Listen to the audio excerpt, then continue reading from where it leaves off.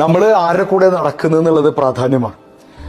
നല്ല കോൺഫിഡൻസ് ഉള്ള 3 പേരുടെ കൂടെ നടന്നാൽ കോൺഫിഡൻസ് ഉള്ള 4ാമത്തെ ആള് നമ്മളായിട്ട് മാറും, അല്ലേ? നല്ല ബുദ്ധിയുള്ള 3 പേരുടെ കൂടെ നടന്നു നോക്കൂ, ബുദ്ധിയുള്ള 4ാമത്തെ ആള് നമ്മളാവും. പണക്കാരായ 3 പേരുടെ കൂടെ നടന്നു നോക്കിയേ, പണക്കാരായ 4ാമത്തെ ആള് നമ്മളാവും.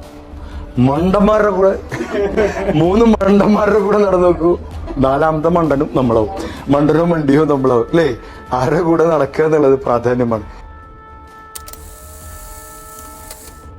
How did I become so great? That's the question. Well, so I personally believe you must have a dream. I must continuously acquire knowledge, hard work, and perseverance. One should not be not afraid of problems. Then you will be successful. Okay?